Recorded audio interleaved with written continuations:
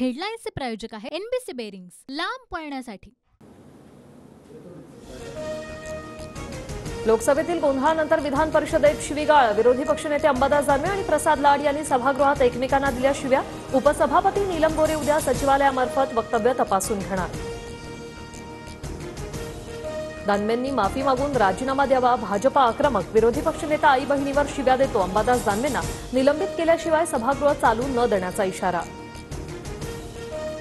कोणी बोट उचललं तर बोट तोडून टाकण्याची माझ्यात हिंमत। माझ्यावर 75 केसेस। यांनी मला हिंदुत्व शिकवू नये।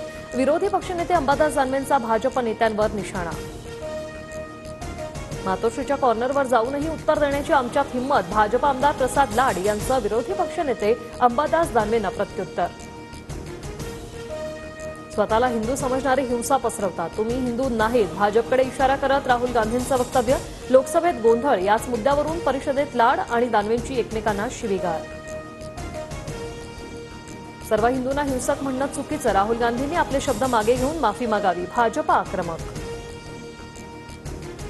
मोदींना गुजरातमध्ये हरवणार, लिहून घ्या। लोकसभेत पंतप्रधान मोदींसमोरच राहुल गांधींचं चॅलेंज। पंतप्रधान मोदी अब्जाधीशांसाठी काम करत असल्याची ही टीका।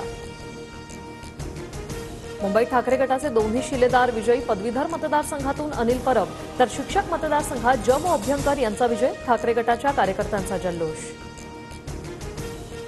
ठाण्याची कोकण पदवीधरची जागा राखण्यात भाजपच्या निरंजन डावखरेंना यश। काँग्रेसच्या रमेश कीर यांचा पराभव। नाशिक शिक्षक मतदारसंघात काटेकी टक्कर। पहिल्या फेरीत महायुतीचे किशोर दराडे 1775 मतांनी आघाडीवर। थोड्याच वेळात अधिकृत निकाल। पंकजा मुंडे, सदाभाऊ खोत यांची विधान परिषदेवर वर्णी। परिणय फुके, योगेश टिळेकर, अमित गोरखेही समावेश। तर भाजपकडून ही घोषणा। अजितदादा गटात विधान परिषदेसाठी शिवाजीराव गर्जे आणि राजेश विटेकरांना संधी मिळण्याची शक्यता। उद्या दोन्ही उमेदवार अर्ज भरणार, सूत्रांची माहिती। ठाकरे गटाच्या मिलिंद नार्वेकरांना विधान परिषदेची उमेदवारी। मिलिंद नार्वेकर उद्या उमेदवारी अर्ज भरतील। काँग्रेसकडून प्रज्ञा सातव यांना विधान परिषदेची उमेदवारी जाहीर। प्रज्ञा सातव काँग्रेसचे दिवंगत नेते राजीव सातव यांच्या पत्नी।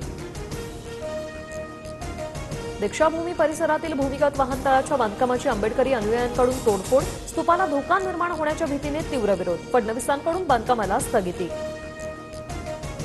प्रकरण हाताबाहेर का जाऊ दिलं? आधी स्थगिती का नाही दिली? लोकांना रस्त्यावर का उतरायला लावलं? प्रकाश आंबेडकरांचा सवाल।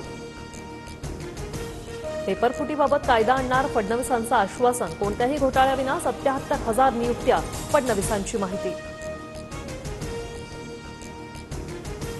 वटसावित्रीच्या पूजेवरून संभाजी भिडेंचं वादग्रस्त वक्तव्य। मनोहर भिडे बास करा किडे।